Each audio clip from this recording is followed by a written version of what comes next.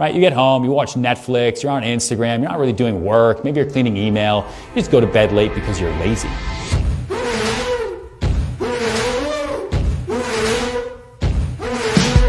I didn't tell him about the time thing because I know that would piss him off. Right? Forgetting about the numbers and about the real estate, you're just working with people. Listen, every negotiation is going to be completely different, right? As you've all seen on different deals, because the people are different. I'll get back to you. I know your email. I got to talk to Jordan and figure out when I can do it. What? Yeah, remind me. Adrian, we gotta go.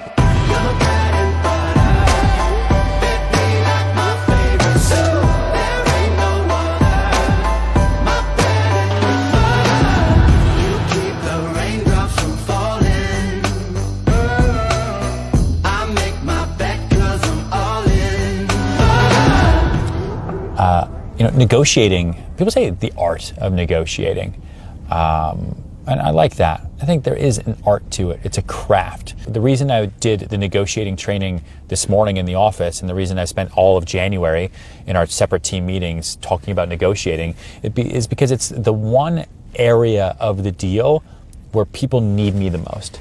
And they need me the most, they think, because I have the most confidence. And the confidence that I have going to the deal comes from experience, and it comes from, honestly, from practice. Because no matter what you're selling something to two different people. You've got a seller and a buyer. And in every negotiation, you've got price, you've got pressure, and you've got persistence.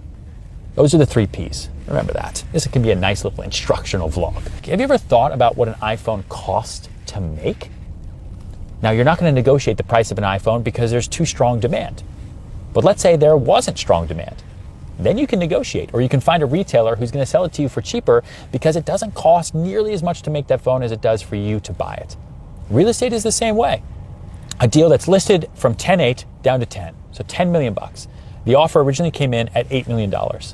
Okay? That seems like it's way too far apart. And if I go to the seller, he's going to say, fuck you. If I go to the buyer and say, you got to come up, they're going to say, no, this is my offer. So what do you do? What do you do? You remember the price you want to try to get to, which in this instance was around 8.5. That's where we thought we could get a deal done. And the legacy price, what the seller paid. The seller paid 6.5. So even at our low, terrible, awful offer, that seller's making money. That's a good thing to remember and to consistently remind each side. And then you let time saturate the emotions of the deal, and you use repetition. You only paid 6.5. Even at this bullshit offer, you're making money. I've got clients here who are losing millions. And then you use pressure, right? The fear of a falling market and the fear of missing out. Every seller fears they're not going to get their price going forward because maybe the market could change. Every buyer has a little fear that they're going to lose it, a little fear they're going to miss out. And then you're trying to find the price in the middle where both sides will say, I came to that number because that's the max or the minimum that I'm willing to go to get this deal done and not have buyer or seller's remorse. And it's also the number where if I don't get it, I'm okay with the next guy getting it. All right, thanks.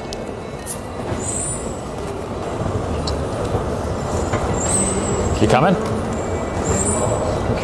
Let's go. Wow, look who it is. All the way from the Hamptons. How are you? Good to see you. Good to see you. This is Maya. Hey, how are you? This is Adrian. Dying to meet you. Dying. Yeah, she is. She's like dying to meet you. Hey, Mr. Caruso, you are the best. There you go. Look who it is. What's going on, brother? Good to see you. How are you? Am I getting a handshake? How'd it go? Was it weird? Me too. I really appreciate awesome, it. man. I appreciate it. I spent a lot of time on my feet. Oh, wow, mood lighting. No, don't clap. Don't clap, don't stand. How many people in this room have seen $1 Million Listing at least once? Whoever didn't raise your hand is fucking lying. Okay. So So if you've seen that show, or if you saw Sell It Like Sirhan, or you've read the book, or you watch the vlog on YouTube, or you follow me on social media, you probably think to yourself, yeah, that guy doesn't have a confidence problem whatsoever. That guy's probably way too confident, right? But I tell you, growing up, I had no self-confidence whatsoever. I was actually pretty overweight for a long time. I had really, really bad skin, and it gave me a lot of anxiety, let's say. I didn't know how to make friends because I bounced around all the time. I wasn't good at sports. I literally sucked at every sport known to man, and my parents forced me to play every single sport. And I did it for one season. I actually played baseball for one season. I remember distinctly my dad walking out into the field in the middle of a game and pulling me out in front of everyone and telling me, this sport is not for me. And you laugh. And I was not laughing at the time. But I became addicted at pushing myself up against walls that made myself uncomfortable. Because I saw that that really worked. Summer 2008, go home or die. Let's get into real estate and let's make it work because I have no other option. I have literally had no other alternative. And I had no self-confidence, no self-esteem. But guess what? None of these people know me. Every single day I'm going to meet new people.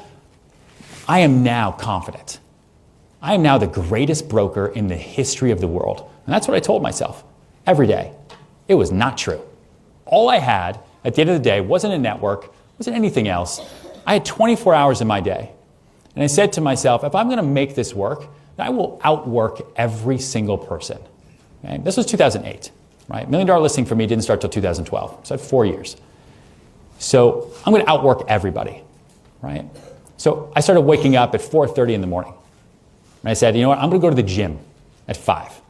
The average person wakes up at, 7 o'clock, right? 7 a.m. Some people say they wake up at 6:30, but then they'll snooze. Most people wake up at 7 a.m. And then when they get home at night, they're like, yeah, but I work later. No, you don't, right? You get home, you watch Netflix, you're on Instagram, you're not really doing work. Maybe you're cleaning email. You just go to bed late because you're lazy. That's what I honestly believe. And so I said to myself, okay, so if I put real hours, 5 to 7 a.m. to work every day, the average person wakes up at 7 a.m., that's an extra 2 hours I have every day that my competition isn't going to have. So you multiply 2 hours times 5, 5 days in a work week, right? Times 4, 4 weeks in a month, times 12. You do that math, it comes out to 20 days. That's insane. So by waking up 2 hours earlier, that's all I have to do. I don't have to be smarter. I don't have to be better looking. I don't have to have connections. I don't have to travel. All I have to do is wake up 2 hours earlier than the rest of my competition and get to work. And I have an extra 20 days above my competition every year. Above anything, if you remember anything that I'm saying now, it's that, right? You control your own destiny when you wake up every single day. That is my secret sauce. I outwork everybody because I have no control of anything else, honestly, other than myself. Questions?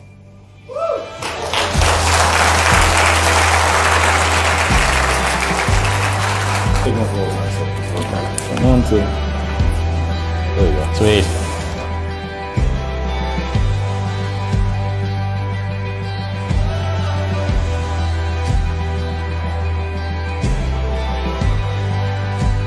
I've actually not spoken to all of the agents at Nest Seekers in a really long time.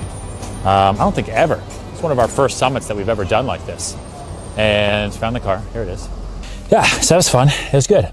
And, I think that part of the reason I started this vlog was to give people a different look into my life. This is what it's like when you work your ass off in New York City.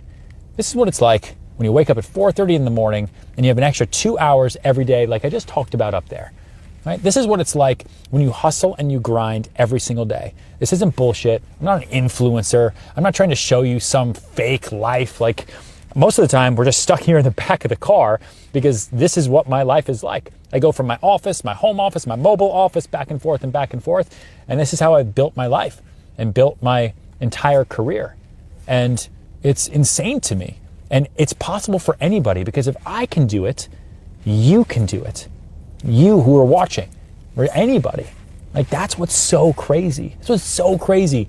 Even just real estate, a couple $100 and some clicking online, and you can become a real estate agent, and you could advise people the same way I do. And I've been doing this for over 10 years. And you could change your whole life around. And if it's not real estate, it's selling something else. Whatever you want to sell, what do you like? Sell it. So stop being okay with just being okay and get out there and sell something. I'm so hungry. I'm not eating until 2 o'clock, which is right now, so I got to start eating. That's the end of the vlog. I'm so dumb.